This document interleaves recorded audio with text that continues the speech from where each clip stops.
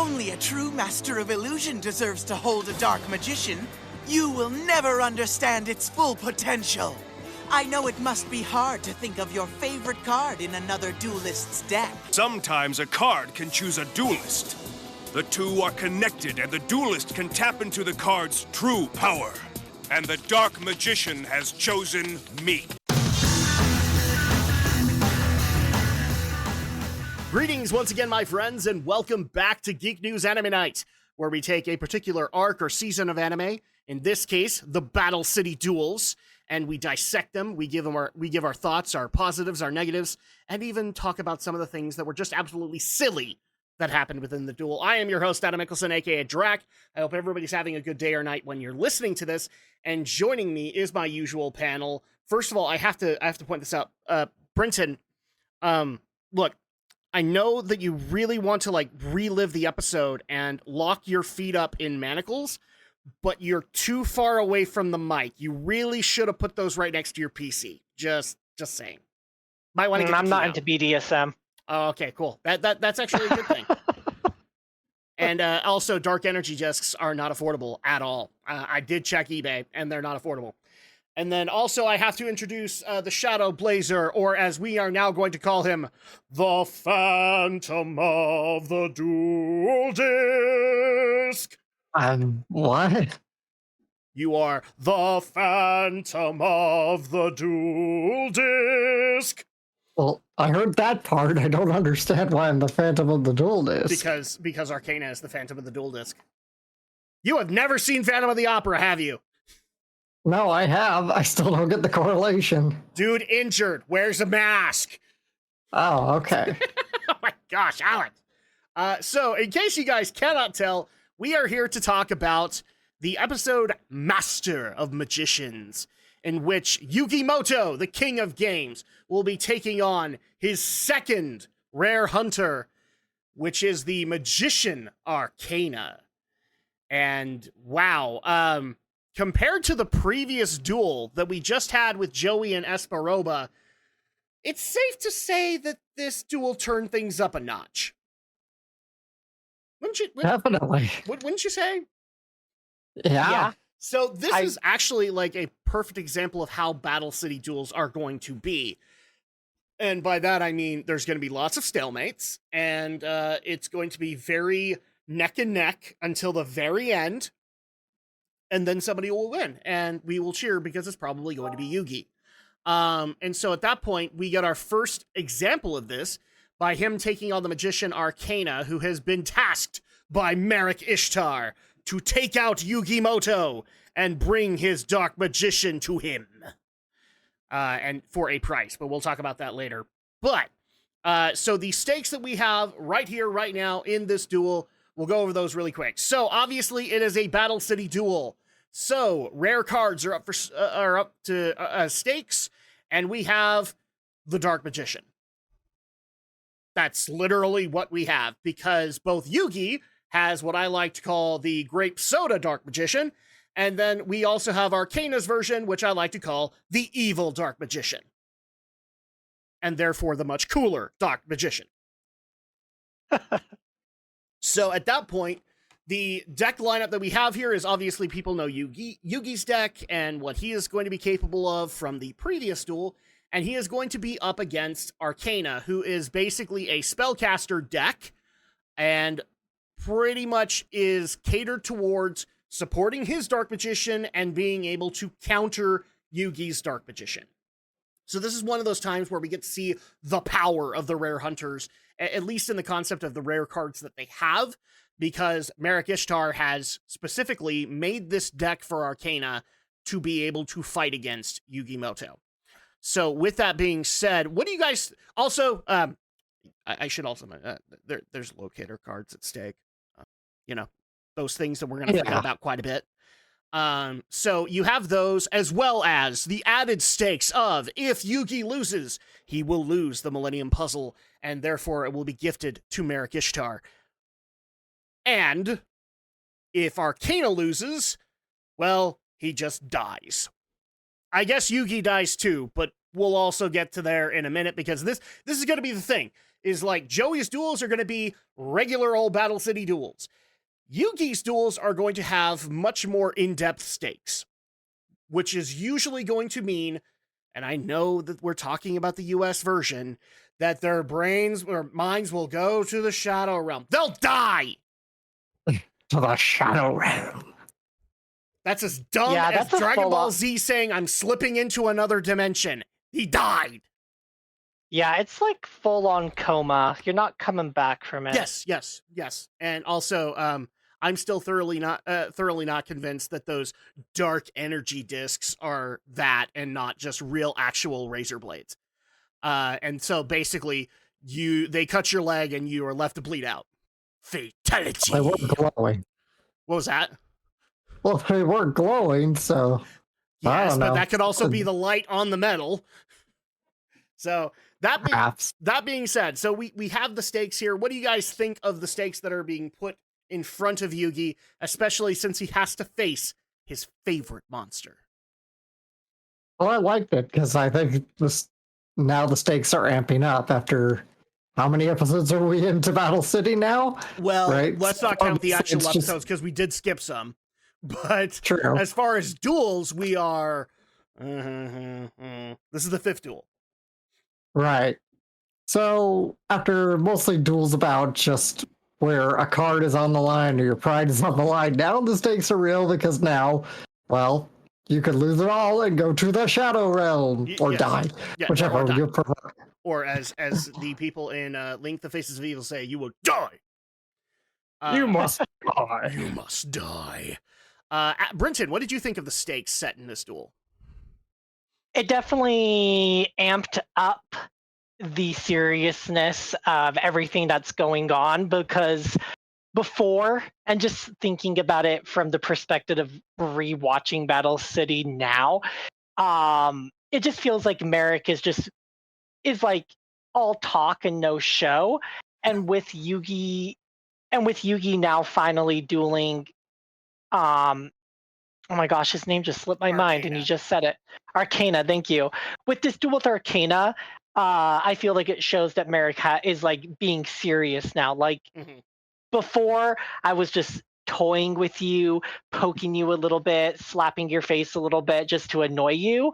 Now I mean business. Yeah, I mean, Bandit Keith is an interesting jump start into it because we don't really know what Merrick is capable of because we're only being showcased him controlling who a lot of us consider to be a cheating idiot. So at that point, can you really say that you're a powerful person? But this is and the Rare Hunter doesn't help this either because that's a chance encounter, right? It's not Merrick personally sending somebody to take out Yugimoto. In this case, it is Merrick personally handpicking somebody, go take out Yugimoto. Here's a deck that can take him out.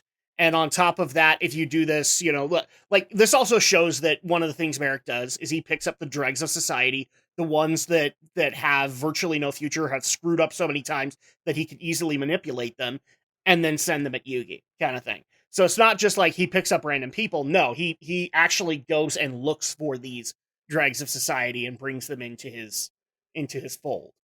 So this is definitely the time where Merrick got to be more cruel, and he actually got to showcase himself a little bit more as a villain, and a villain with power, might I add. So I agree with you there. As far as this duel is concerned, compared to the previous duels that we've seen up until this point, where does Master of Magicians rank up with you guys?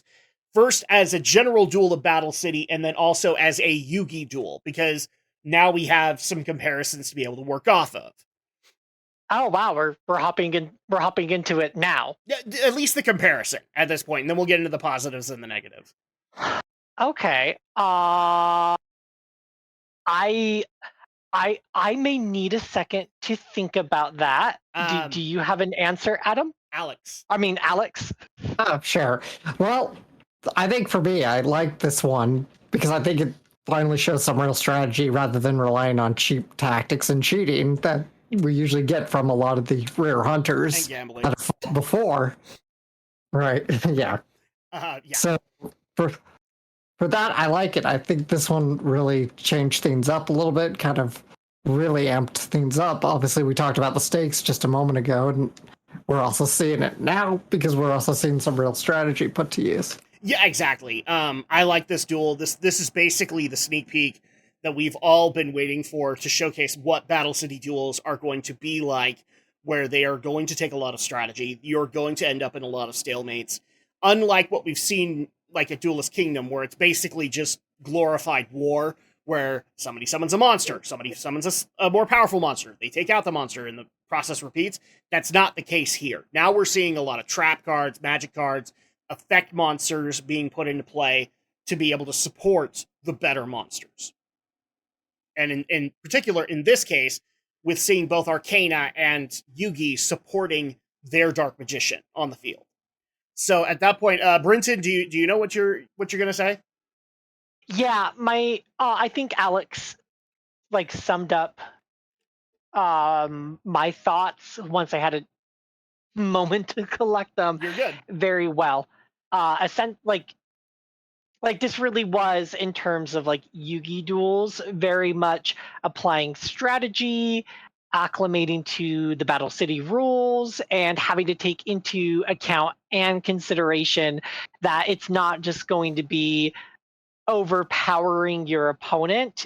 Like your opponent is more than likely going to have tricks up their sleeve, strategies of their own to combat what it is that you could potentially deal out to them. Yeah. And I think we've really got to see that in this would be Yugi's second official duel at this point, whereas his first one with the Rare Hunter was just kind of like it was quick. still very much felt like Duelist Kingdom. Yeah, I'm over. Yeah, it was like he overpowered Rare Hunter significantly. This time he was definitely backed into a corner, and in some capacity, I think there were a couple of occasions where he should have lost. Yeah, no, and there are going to be times in this duel where it does look like the duel might be done, and then we have the next phase happen, and it changes the whole game completely. Whereas with the Rare Hunter duel, that didn't really happen. Because for the most part, Rare motherfucking Hunter played defensively, and Yugi was just basically trying to counter the Exodia strategy. That was pretty much it. Now we're actually having, like I said, in the case of Arkana, where he has a spellcaster deck, yes, it is built to fight against Yugi's Dark Magician, but it does have a synergy with spellcasters, and in particular, the Dark Magician. So at that point, it is a much better, much more composed deck that we will get used to. So at that point, yeah, we're going to have a very different kind of litmus for duels from this point onward. But let's go ahead and get into the positives of the duel, and I have no problem saying this. This is one of my positives. This was not the only duel we dealt with in these 3 episodes. One of my positives is the first duel we dealt with, which was Seto Kaiba owning the trash. I'm sorry, but that was such a great moment. Now, granted, I am getting annoyed of Commissioner Mokuba, but the fact that Kaiba basically comes out and goes, "Hey, dirtbag, here's some of the best cards in all of Duel Monsters. Put them in your feeble deck, and we'll see how well you do." And he gets obliterated. I mean, it couldn't be more childish, but what more can we expect from Seto Kaiba at this point, you know? I said it before, I'll say it again. He's the Ric Flair of anime, man. This is exactly what you want of him. And I know that, like, from the show's perspective, like, it was one turn, it was done. But at that point, like, you could just totally see, like, okay, 10 minutes later, boom, dead. So I like that concept, and I just love that it played into Kaiba's pride and just thinking that he is the hottest stuff because he has Obelisk. So that was a positive for me, because it at least shows that there is something else going on in Battle City besides what is going on with either Yugi or Joey, whichever one we're centering on. In fact, we actually do see Joey in this, and he goes off to go do his own thing. So at that point, you can see that this is an active tournament, that there are other things happening. Exactly. Yeah, for sure. Yeah. So let's just go around here. So Brinton, what is one positive that came out of Master of Magicians? So, so I really, when watching the episodes, because there were three, I I actually focused forgot more there was on. 3. I thought it was 2. Well, I thought there were also two, and I think it should have been two because the duel didn't even actually start until 18 minutes into a 21-minute episode. Yes. Just too So much I was time. just like, That's true. so I'm completely like I completely ignored, and I'll be completely honest with the both of you. Anytime that there was exposition or the episode switched focus from Yugi and his duel, I just skipped it Mhm. because I wanted to focus on the duel because that's what we're talking about. Yep. Mhm. Um, so positives, just going back to what we have already discussed previously, I felt that we got to see some real, actual card game strategy. It really brought me back to the times that I used to play the trading card game when I was in seventh, eighth grade. Yep. Like it reminded me so much of those Saturday tournaments that I would go participate in. And it just felt like a true, genuine, they are in, well, in this case, literally, but literally fighting for their lives. Yeah. And the stakes were real.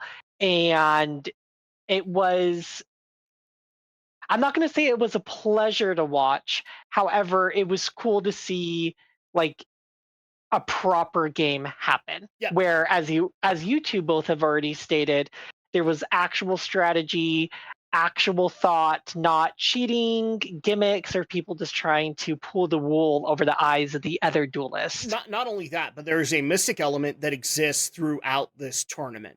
So like with Duelist Kingdom, there was only 1 or 2 times where we would have to deal with a mystic element. So you'd have to deal with it with Yami Bakura, and then you had to deal with it with Pegasus. And that was pretty much it. And so they were few and far between. It was just regular duel monsters for most of the time. This is going to have where, yes, Joey's is going to be like regular duel monsters matches. These are going to have a mystical element to them. And therefore, it's going to feel like Pegasus each time a duel happens for Yugi. It's going to be a fight for his life.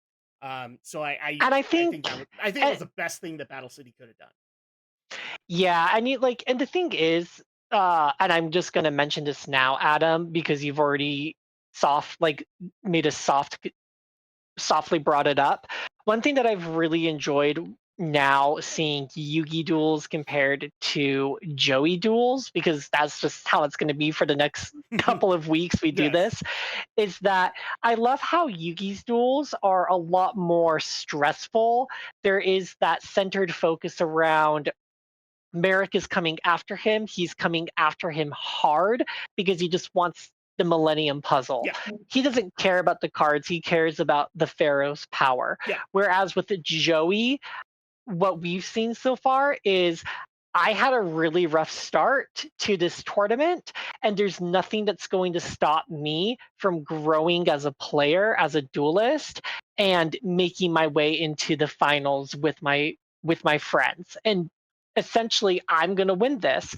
And I feel that we're going to see Joey grow and make better choices with the cards in his deck, where we are going to continuously see Yugi pull himself out of some really tricky situations Yes. because it's just because Merrick is just sending one guy after another to go after Yugi, thinking that he's eventually going to be the winner when he's not.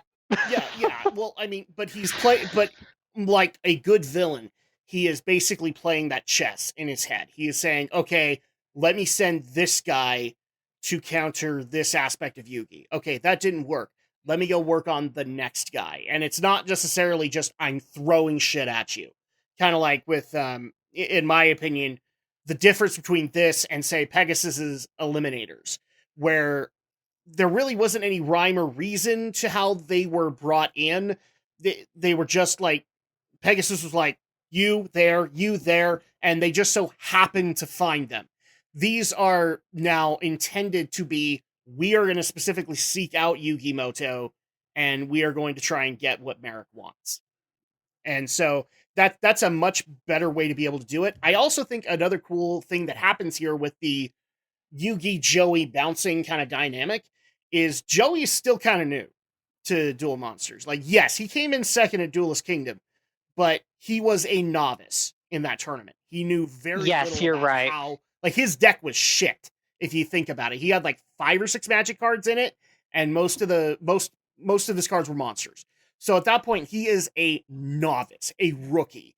And this is where Joey needs to come into his own as being a duelist. Whereas Yugi is considered cream of the crop and therefore has to earn that title in every episode. Especially when you have not just the mystical element, you have Kaiba. And Kaiba is basically saying that it was a fluke that Yugi won the first time and the second time and the third time, and he will rise to power once again.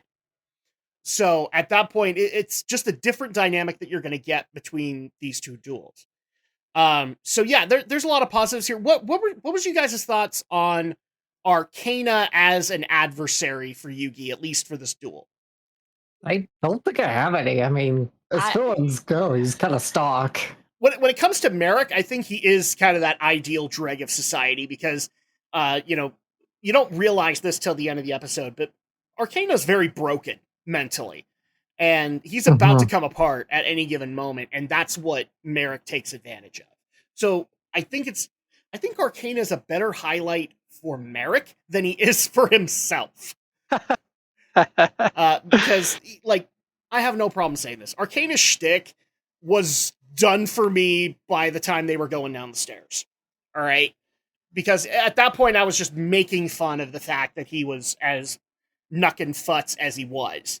But it, like, when you take it from a Merrick standpoint, that's probably like the easiest person to control with a Millennium Rod, is someone who isn't in control of their own faculties. So I did like that.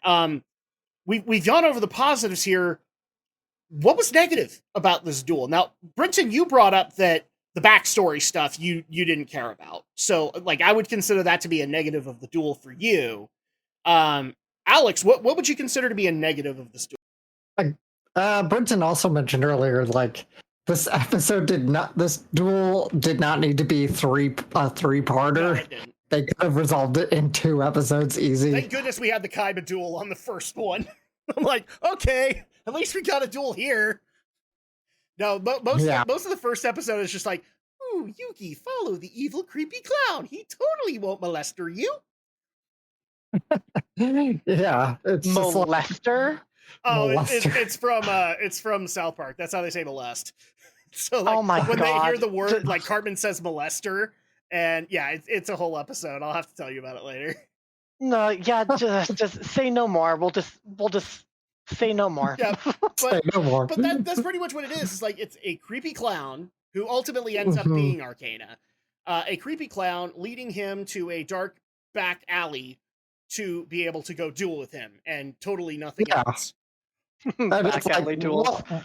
A ridiculous setup too. It's like, it has to be the most because it's Yu-Gi-Oh! It's got to be the most convoluted setup. It's like not Yugi, come, I'll challenge you to a duel. No, follow me and I'll make your wishes come true. Some bullshit like that. The other thing I have Yeah, but the worst thing about that, though, is that it's the spirit of the pharaoh that's in control of his body.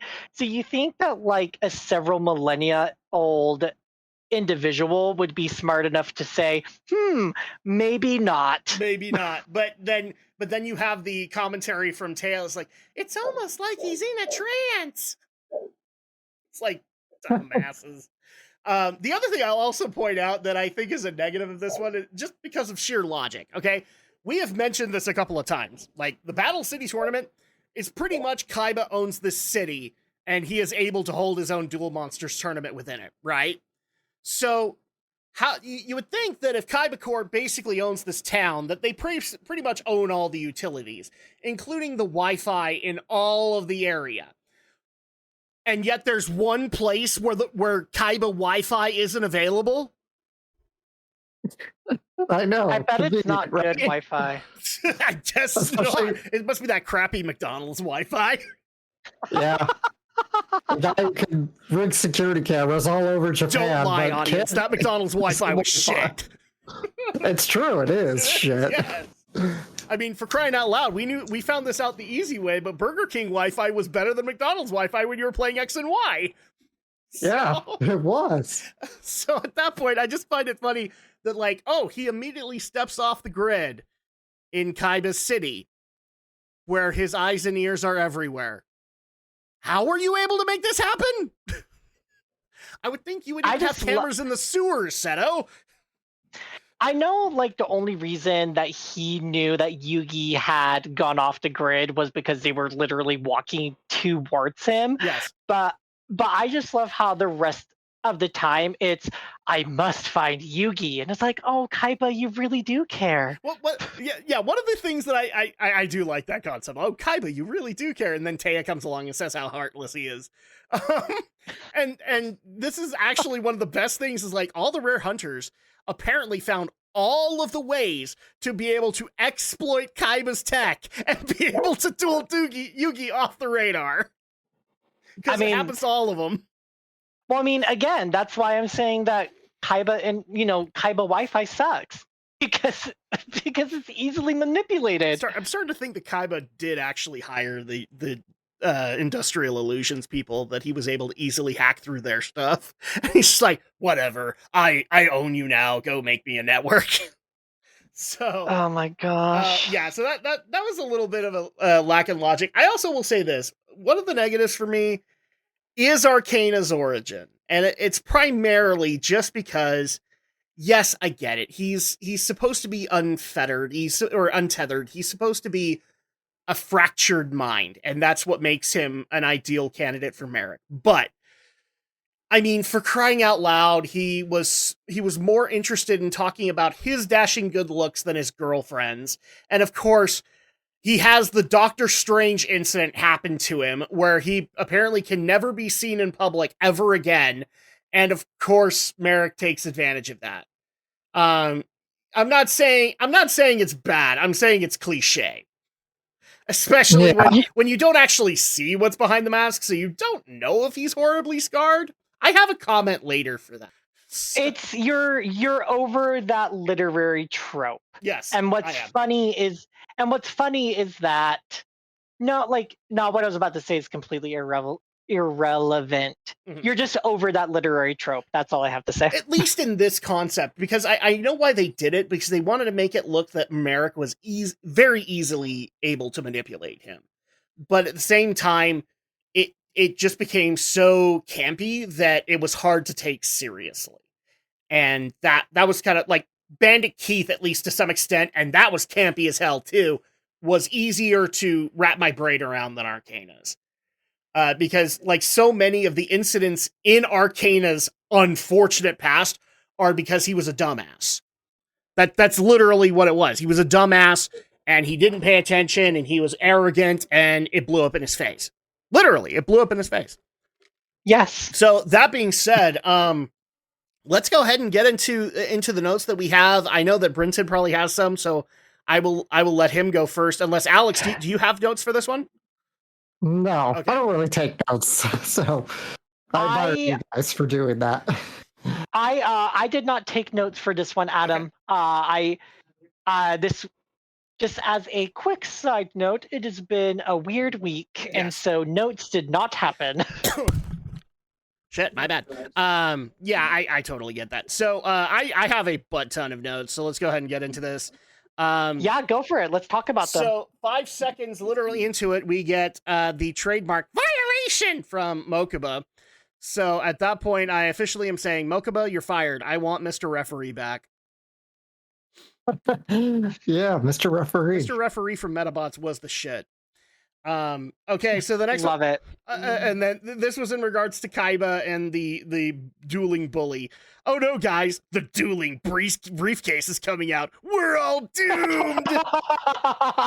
I just love that he has this briefcase. Now, granted, this is the same briefcase that held the prototype duel discs.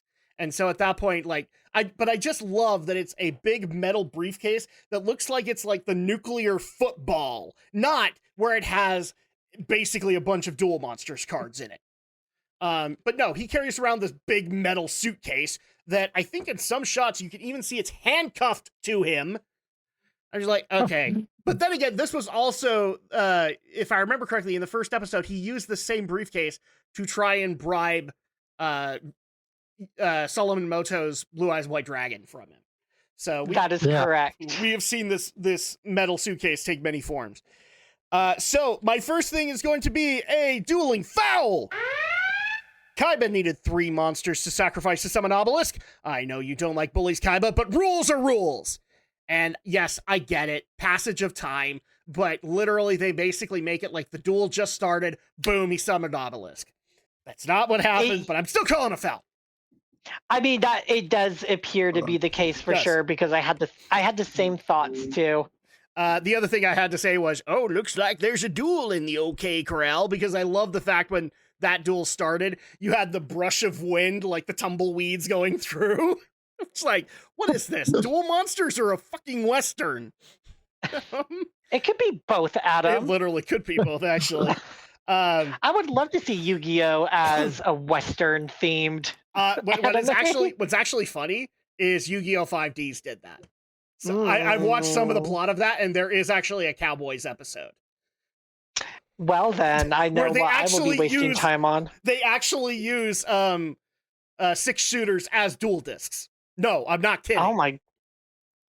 Wow. That's amazing. Yu-Gi-Oh 5Ds, like I know that we like to make fun of it. Card games on motorcycles, I get it, but I've actually started to appreciate the charm of that series. It like so much stuff is stupid in that I'm like, okay, I'm all right with this now. I mean, for crying out loud, we had Yu-Gi-Oh GX, a dueling school, so I think I'm okay with this. I actually liked that one. GX, yes. The only thing that irritates me about GX is that the last season wasn't dubbed. So, I never saw the final season, so I wouldn't know. All of the cool origin, like you can watch it on YouTube. It's there subbed, but we basically get like a whole new origin story for Jaden and his tie to duel monsters, and it actually ties into which I think showed earlier, and we did get a dub for his duel with Yugi. Where he like goes back in time, or it's a dream or something like that, and he goes and duels Yugi Moto. So at that point, like it's a weird deal, but I don't know. It might we might have to expand on this, Brenton. I don't know if Alex is on board, but we might have to expand. Cool. So we have the first foul, and then we also have the first ADD moment. Can Mokuba punish Kaiba for breaking his own tournament rules? Of course not. Nepotism. But it actually just kind of made me think for a minute there, like, what happens if Mokuba calls violation on Seto? Does he just get kicked to the ground like everybody else? Probably. Like, considering that in the Noah arc, we find out just how much, like, trash Kaiba treats Mokuba. Yeah, it makes sense. He's probably just verbally abusive to him, and Mokuba takes it, and then they carry on with their day. He's verbally, physically, emotionally, psychologically abusive to Mokuba. It's actually kind of sad. Jeez. So, you watch at any point, Alex, watch the Noah arc, and you will see just, like, how twisted Kaiba can get occasionally. So the next thing I had was, and this was in reaction to the guy who got beat by Kaiba. You know what? I'd have dueling PTSD too if my opponent summoned Gozer the Gozerian against me. Nobody? I laughed and chuckled. Goes to the Gozerian, Ghostbusters. So at that point, then also this whole tournament started because Merrick, this is literally my thought when this happened, when we got a Merrick diatribe. This whole tournament basically started, if you think about it, because Merrick messed with Ishizu's Barbies. I mean, because of the Pharaoh and stuff. But it's totally because Merrick messed around with Ishizu's Barbie dolls. That's... Or Ishizu messed with Merrick's G.I. Joes. One of the two. So, oh crap, first mention of the power of the Pharaoh! I like the fact that Brenton mentioned the Pharaoh's power, but we have to say it right, Brenton, which is the power of the Pharaoh. I might clip it because of how many times we're annoying. Well, I guess you're gonna have to. I guess you're just gonna have to clip in. Merrick is annoying every single time you do that now. Well, but who is more annoying, regular Merrick or Yami Merrick? Because we'll eventually get to him. So you can ask me that question again when we actually get to it. And then this was the moment where Yugi talked about how he has Joey's red eyes. And I love the fact that they were saying, well, now it's like Joey's a part of our deck. And I'm like, yeah, it's totally great. Yugi's got Joey's red eyes, so he can use it in all of the 1 to 2 duels it's used. I'm not Does kidding. he actually? He uses Does he actually using it? Okay, He I was uses it, wondering like, that or not. One time I can guarantee. The one I couldn't think about was if he used it in the Clash of the Colosseum with Kaiba. I couldn't remember if he had in that, but we'll get there. So, like, yeah, it's not used that often. Then also, yes, Yugi, follow the creepy dueling clown. You totally won't get eaten. Because this was when Arkana first shows up. And then, of course, I had to make fun of this. Oh no, Seto can't find Yugi! What will he ever do with himself? I'm pretty sure he just has the biggest hate boner for Yugi, and then he has to get rid of it at some point. So He does. He really does. He does. We don't want to explain how. Also, I have to say this. I love the design of the evil Dark Magician. Considering that this card, now thankfully I actually checked before we recorded this. This card is actually in circulation now. Originally it wasn't. It was actually based off of another recolor or redesign of the Dark Magician card. It's actually the first Dark Magician card that came to the States. Was the base design that was used for this one, for Arkana's. But I love the design of this thing. Like, the evil and more Arabic kind of motif, or evil kind of motif that comes with him, he actually looks like a dark magician. You know, unlike, as I've called him, the grape soda magician that Yugi has. I like the dark magician, guys. In fact, I prefer the purple one, but I like this design. It feels evil. So from here on in, I will be calling it Evil Dark Magician. So at that point, come on, Yugi, you don't know who Arkana's working for? Yeah, we always had to bounce back to the whole, but wait, who are you working for, Arkana? Isn't it fucking obvious, you dolt? Yeah. Jiminy Christmas, Yugi! You already answered your own damn question 10 minutes into this episode before the clown had even shown up. Of course he's working for Merrick. So, then I also have, I really want to see this duel in Japanese to see if the dark energy discs are basically just real razor blades, as I mentioned earlier. Because that would make, that would actually be kind of funny, is like, it doesn't send you to the Shadow Realm, it just cuts your leg off and then you're left to bleed out. Yeah, I could see Japan doing that. There is one way to find out. I'll go to the Yu-Gi-Oh! Wiki. Obviously, you must do this, Alex. Also, Arkana so this, okay, we have been giving crap to Rare Motherfucking Hunter and his X-ray contact lens and the see-through ink for Exodia, right? We all think that was a dumbass thing to do. However, Arkana trimming his Dark Magician card so that it isn't the same size as everything else, which is a basic kind of magician's tactic, that was actually pretty damn cool.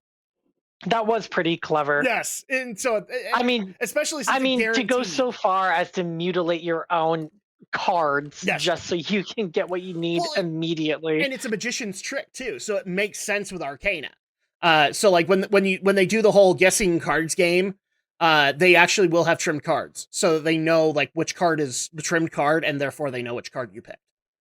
So it makes sense that this is how he would do that, how he would get his Dark Magician into his hand and get that advantage, so to speak. So I did like that. It's way better than special ink and contact lenses. So wait, and this actually bothered me. I don't know why, but I'll explain like my thought process in a minute. We see Arkana's opening hand when he's explaining like, yes, I trimmed this card so that I can get it in my hand quickly. But people might not have noticed, in his opening hand, he had the Magician of Black Chaos.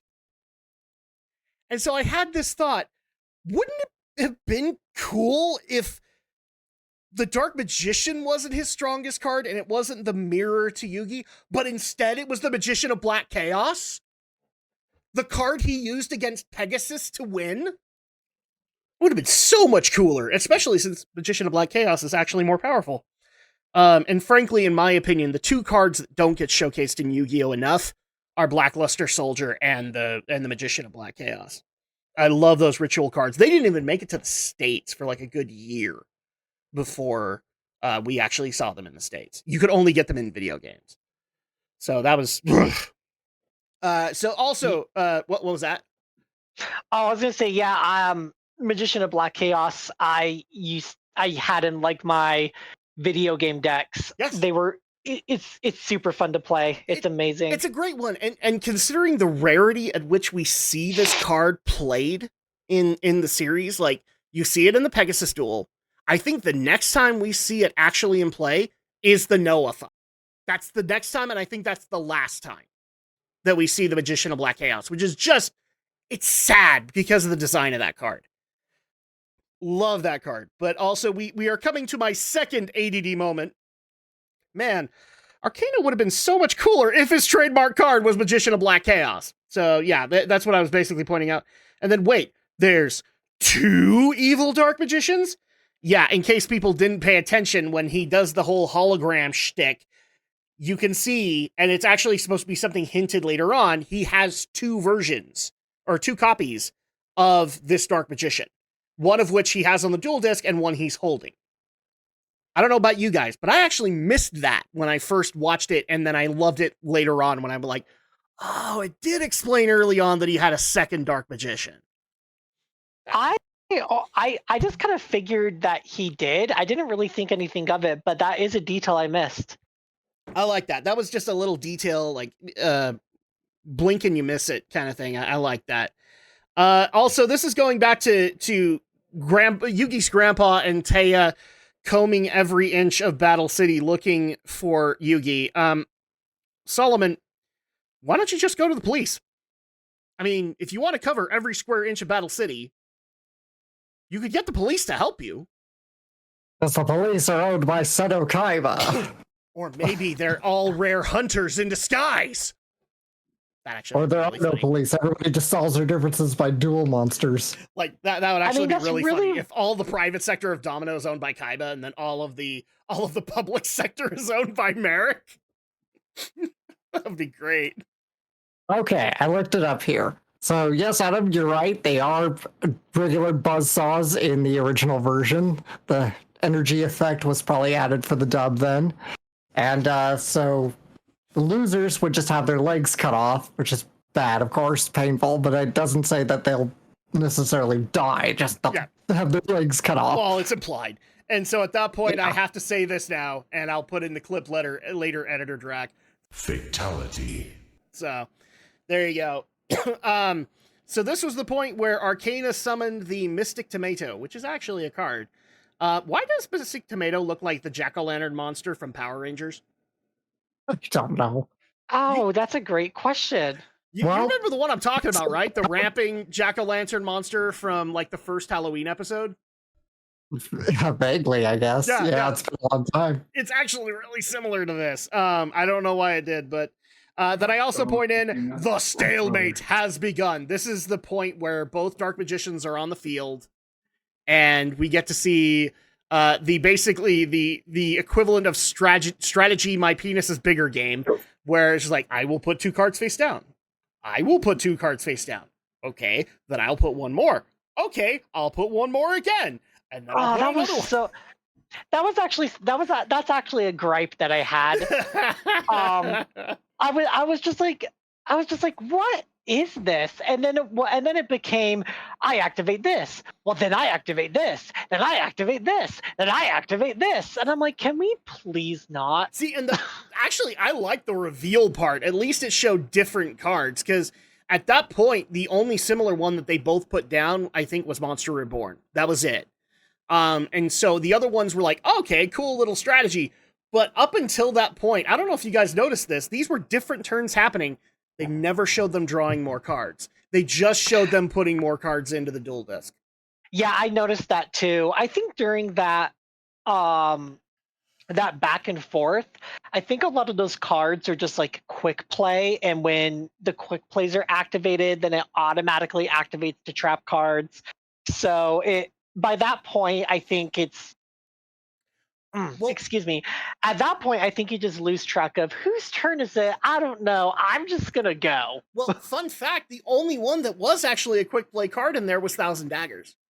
That was it. That was the only one that was quick play. The others were like regular Magic and Trap cards. So that's Interesting. yeah. I had to go look it up. This duel made me look shit up. This is another ADD moment. Why is it that Magical Hats in the series is a Magic card, but in the show it's a Trap card, or in the actual card game it's a Trap card? Oh, that's a good question. Did you not know that? No. I have a copy of Magical Hats for the TCG, and it is a Trap card. It pretty much works the same way. There are some differences, but yeah, it's a Magic card in the series, but not in the TCG. But all the other cards are the proper thing they should be. So, like Dark Renewal is a Trap card. Dark Magic Curtain is a Magic card in the TCG, but not Magical Hats. So, what was that? What? I didn't say anything. Alex, I think is having some issues with his mic. So, Oh, I'm fine. It's unfortunately we're having our air conditioned service right now. Yeah. They've been here all day, so I have been told about that. So we'll work around it. So I said I had, well, okay, yeah, Magical Hats, and then also I love the fact that during that 4-card set, you also had Yugi play Cursebreaker, but it was D-Spell. That was the D-Spell card, Yugi. I like the name Cursebreaker, but it was D-Spell. Let's just call it what it is. Okay, here's yet another ADD moment. What is Under the Mask Arkana? What if Under the Mask Arkana was just fine? He just had a really huge ass pimple. Ew, come on. Well, like That's so gross. They hint at like he's supposed to be this horribly scarred person, but we never actually see what happened to his face. It'd just be the greatest thing ever if it was just like, oh, well, he was just having a bad hair day that day. That's why he needed the mask. He was having a bad hair day. So then the next thing I've got is, oh God, his girlfriend's name is Catherine. Let the nightmares commence. Because of course her name is Catherine. Wait, is it with a C or is it with a K or was it with a Q or with a Q or with Catherine a Sigma with a letter? Q? Yeah, she. You didn't know this? Yeah, No. in the new Catherine game, the one that we played, the third Catherine in there is Catherine with a Q. Oh my gosh. Yeah, the one that's supposed to be an alien is Catherine with a Q. Hey, spoilers! Ah, spoilers, Adam. Go watch our playthrough. We found out that way. Fine. We'll bring you in for a playthrough, obviously, Brenton. Well, I mean, I've seen Catherine played, but the version you guys did, I haven't. So I will watch it. Crap, what was it called? Catherine Full Body. Full Body. Which is actually way better, and I wish it was on more platforms, but it's only on PS4, I think. Interested. So it's kind of sad that way. Maybe it's on Xbox. I don't remember. Good God, Arkana's origin story is stupid. Because yes, this is the problem that I had with it, where it's just like, oh, look, he's literally making his life harder, and he's complaining about it.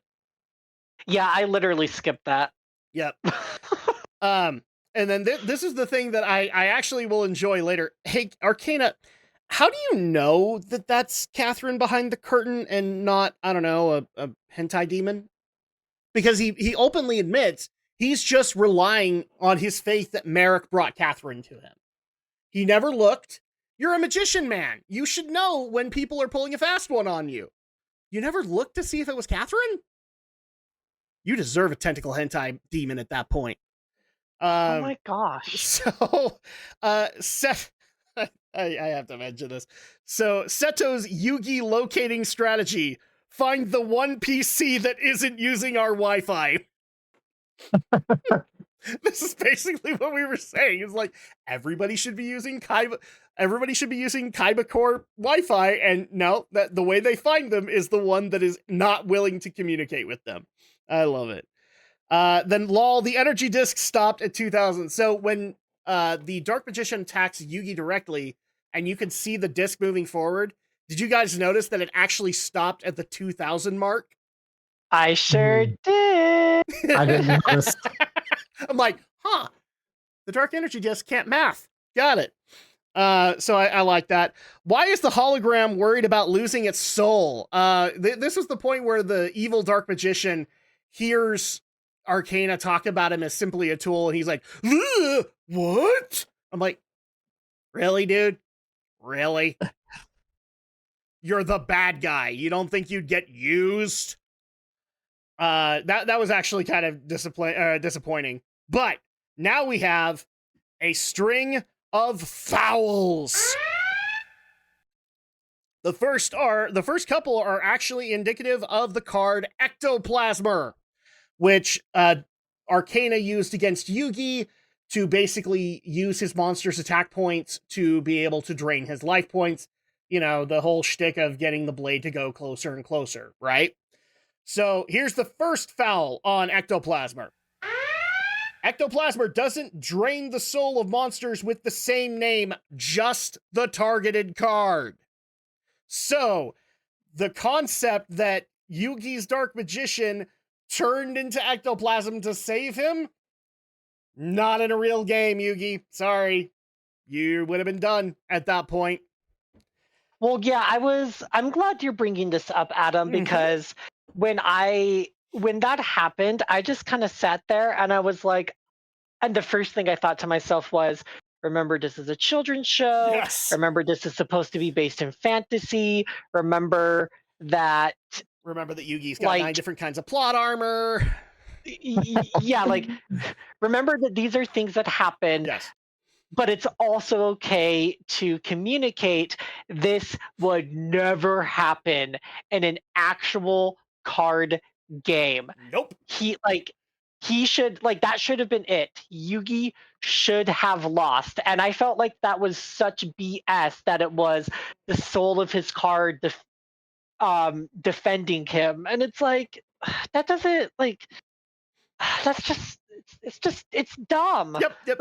So the best way that I know how to explain it is for people who have watched the live streams and know that I've done this. I've either used the term Duelist Kingdom rules because that explains when bullshit happens, or I've actually used the term Duelist Kingdom doofery to be able to explain it. So I'm now going to christen a new term, which is Battle City Bollocks, which is basically what this is. So that's foul number 1. So technically, Yugi should have been done at that point. He should be in the Shadow Realm right now, or his leg should be cut off. Second foul with Ectoplasmer. Arkana explained that it takes all of the attack points that the monsters have and fires it at the life points. Not true. Ectoplasmer only fires half of the attack value. So at that point, that's why Yugi didn't die immediately when the weird doll was sacrificed. Because I think the doll was like, because he went down to 700, so it would have been 800. So it would have been a 1600 attack monster. So yeah, there you go. That's not how it is. So that's a foul on Arkana. So we have 2 fouls, 1 for each. Third foul. Ectoplasmer can only be used once per turn. I double-checked this with the card, and that's a foul on Arkana. Remember, if we get to 3 strikes, they technically lose in the actual TCG. So wait, Arkana, did you construct your Dark Magician destroying deck, or did Merrick do it? Pick one! And for all the people that want to point this out to me, that technically he said that he made it, but he thought that Merrick did. I get it. Stay consistent, man. That's all I'm saying. I know he's mentally ill, but stay consistent. Okay, we have yet another foul. And this one is on Yugi, so we're now at 2 each. Dark Magic Curtain can only be used by the user, not both players, and certainly not 1 to 2 turns after it was used. I was actually thinking about that as well. When I was listening, I listened to most of this. I'll be honest, I was all good. I may have been listening to this while I was at work. But But yeah, when I heard Yugi say that, I was like, can he actually do that? No. No, he cannot. And the funniest part is that I know that they fix this in later Battle City episodes. So, but basically the way the Dark Magic Curtain works is that in that turn, this is the point where Arkana summoned his second Dark Magician onto the field. And so he basically used Dark Magic Curtain to sacrifice half of his life points to bring that out. From, I believe it was in the graveyard. Yeah, that's right, because I think it was the one that Card Destruction destroyed. So at that point, he used that to get that Dark Magician out on the field. But here's technically the third foul for Arkana. And kind of for Yugi. So if people remember, as a counter, Arkana used anti-magic arrows. The way that anti-magic arrows works is that they negate all card activations. So in other words, the turn that Yugi used Dark Magic Curtain, he would not have been able to, because even if he could have that effect go to another turn, which he can't, anti-magic arrows would have prevented him from doing that. But that also goes to Arkana, because he said it specifically targeted cards. No, it doesn't. Anything that activates in that turn, anti-magic arrows negates. You cannot activate it on the turn that anti-magic arrows is used. So, we are technically at 3 strikes apiece! So neither one of them should have won, but that's all right. And our next foul, damn it, Yugi! Dark Magic Curtain can only summon the Dark Magician! It does not use the wording of other Dark Magician support cards, where it says that either you can summon Dark Magician Girl, or Magician of Black Chaos. It just says Dark Magician. And if people remember, Dark Magic Curtain is how Yugi gets Dark Magician Girl onto the field. Sorry, Yugi, that's 4 strikes. And then also I had to say this because, you know, hey, look, it's Dark Magician Waifu, who was illegally summoned! Salute to the writing staff. Yes. Like I said, Battle City bollocks.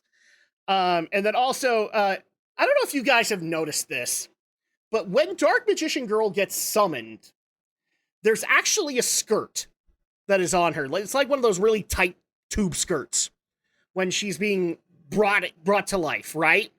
And then when she comes out, the skirt is gone. I didn't notice this before. I looked again and again. You guys can say whatever you want to say about me being a peeping Tom or whatever, but the skirt is gone. She is going commando. Well, not commando, but you know, there be panty raids there. So she is legit Dark Magician waifu at that point. And that was actually the next thing I said, which was, wait, where the fuck did your skirt go? Then also, because it was just such an afterthought in this duel, Yugi opens up the chest that has the key, or the chest opens up that has the key that can unlock his manacles, and there is, oh, look, a locator card. It's almost like they're meaningless in this entire tournament. So yeah, because we never mentioned a locator card up until this point, but just so happens there was a locator card in there. So good, Yugi can go to the finals. Finally, Merrick gets to be fucking cruel. And what I mean by this is, if people remember, Arkana technically had another key, a spare key, in his sleeve, which makes sense. He's a magician, right? So he should be able to skirt the rules a little bit to make things look like magic. And what is Merrick's reaction to this because he lost? First, he freezes the hand. Can't move the hand. And then he makes the key disappear from Arkana's sight. That is fucking cruel. Especially now that Alex has found out that it was an actual saw blade. Yeah. That is fucking cruel. Oh, wait, you think you have the answer? No, you don't. Now Merrick doesn't feel like an afterthought. He's a bastard now. Sorry, Brent, I interrupted you.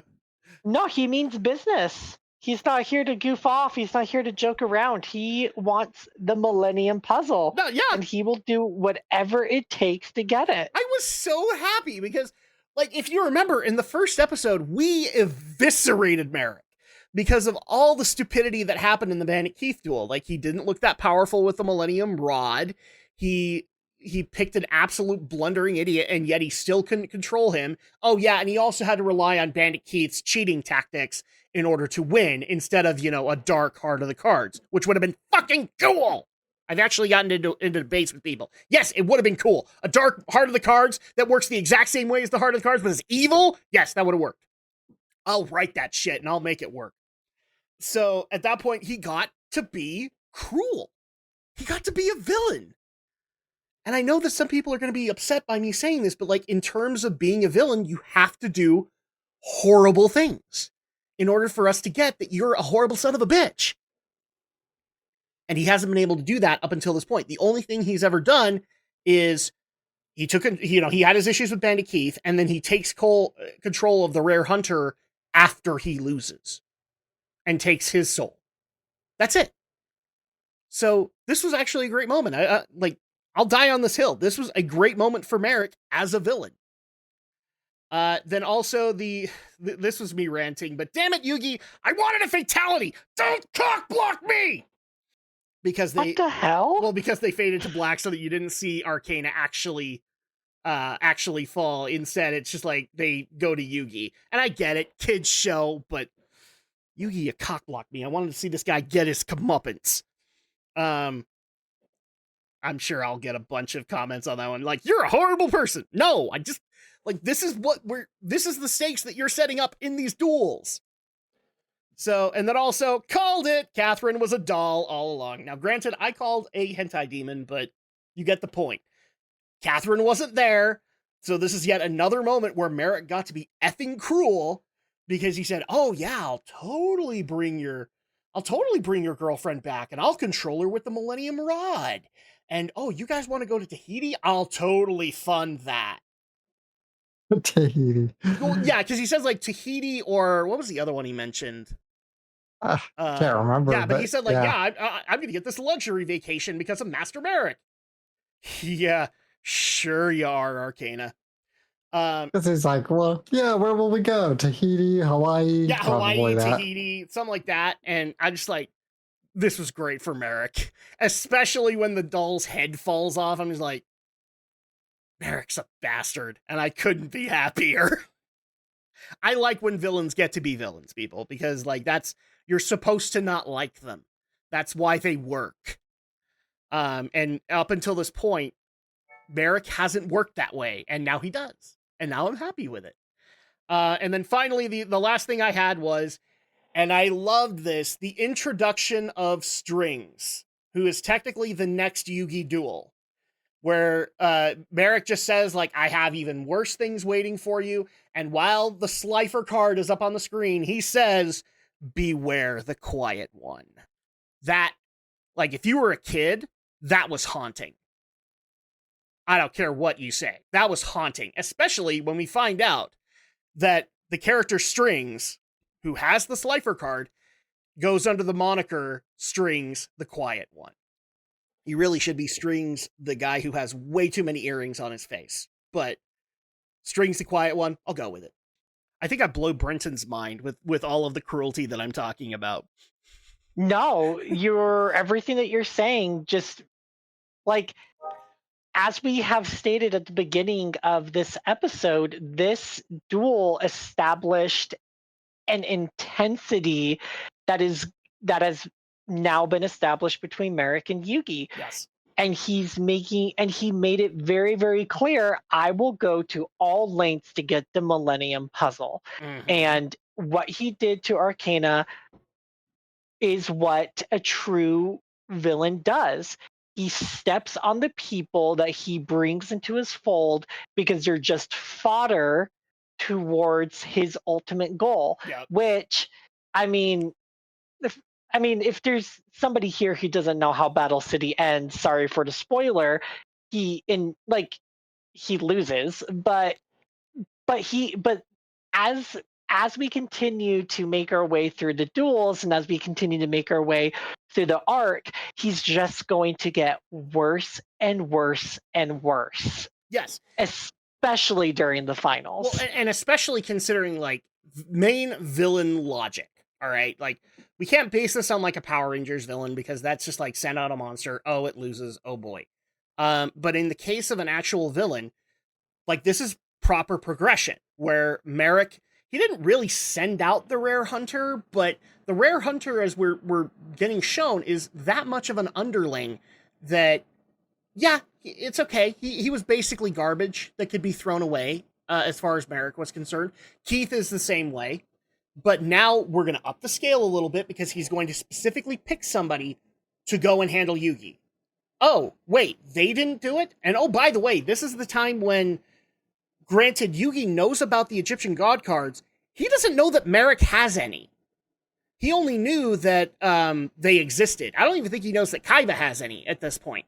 So at that point, he knows of these things, and maybe he thinks that they're just out there. But then you get the introduction or the warning of strings, and he's like, oh yeah, by the way, I have 2 of these things.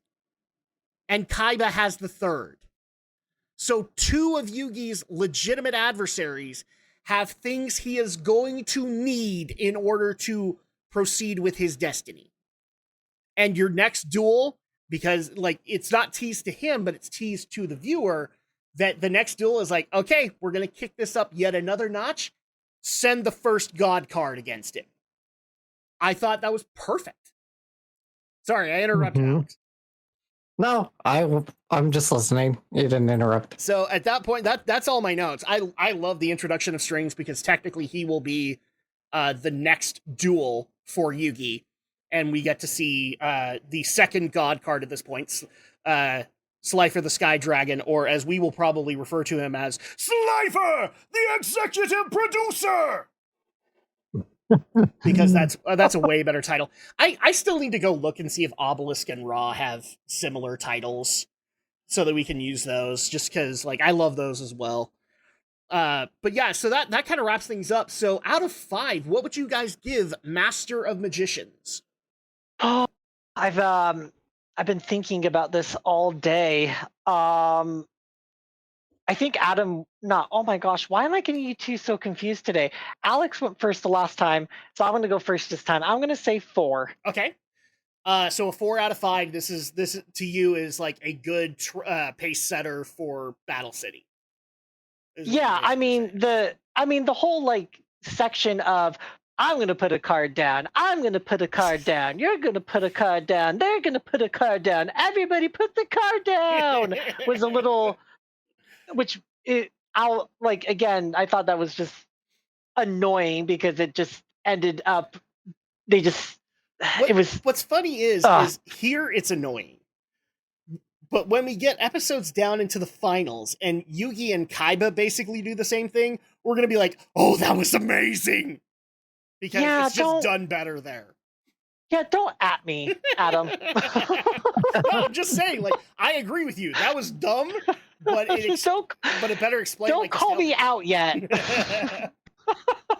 But 4 out of 5. 4 out of 5. Alex, out of 5, how much would you give Master of Magicians?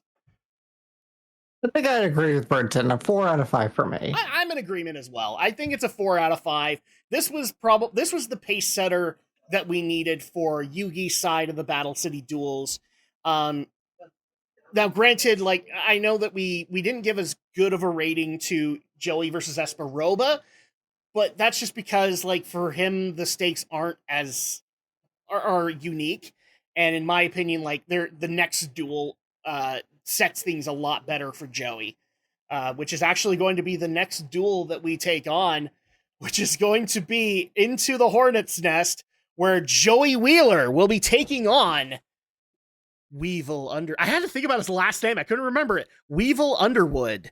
So we get to see the return of Weevil Underwood in Battle City, and he's not going to be taking on Yugi this time. He's going to be taking on Joey. So is Joey up to the challenge of the cheating Weevil Underwood? I guess we'll find out. But until then, thank you to Alex and Brenton for joining me on this journey. This is going to get better as we go along. And I couldn't be more excited for it. And thank you guys for joining us. I know that a lot of you guys have been enjoying this ever since we've been able to put in the Obelisk debut, as well as Joey versus Rare Motherfucking Hunter, because everybody loved how we made fun of that episode, apparently. So thank you guys so much for joining us on this journey. It's been amazing. And if you want to continue to support this podcast and any other projects we take on, remember to subscribe on YouTube. It definitely helps us out. And you can also listen to us on Apple Podcasts, Google Podcasts, Amazon Podcasts, Player.fm, and of course, Spotify. Leave a review on those, leave a rating. It helps us out overall. And we will see you guys next time for Joey versus Weevil Underworld.